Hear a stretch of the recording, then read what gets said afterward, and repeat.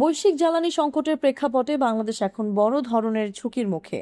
এই পরিস্থিতি মোকাবেলায় বিকল্প হিসেবে নবায়নযোগ্য জ্বালানিতে স্বনির্ভরতা অর্জনের ওপর গুরুত্বারোপ করে সাতক্ষীরায় একটি সংবাদ সম্মেলন অনুষ্ঠিত হয়েছে।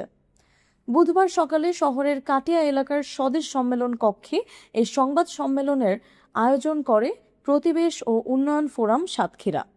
সংবাদ সম্মেলনে লিখিত বক্তব্য উপস্থাপন করেন সংগঠনটির সদস্য সচিব মানব চন্দ্র দত্ত। তিনি বলেন, জলবায়ু পরিবর্তনের ক্রমবর্ধমান প্রভাব মোকাবেলায় এখনই নবায়নযোগ্য জ্বালানির দিকে গুরুত্ব না দিলে ভবিষ্যতে পরিস্থিতি আরও জটিল হয়ে উঠবে। এই সময় উপস্থিত ছিলেন সংগঠনের সভাপতি অধ্যক্ষ আব্দুল হামিদ সহ প্রিন্ট ও ইলেকট্রনিক্স মিডিয়ার সাংবাদিকরা।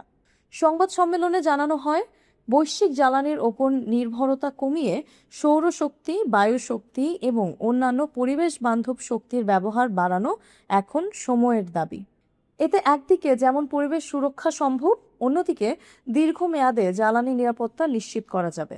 বক্তারা নবায়নযোগ্য জ্বালানি খাতে সরকারি ও বেসরকারি বিনিয়োগ বৃদ্ধি এবং জনসচেতনতা বাড়ানোর আহ্বান জানান।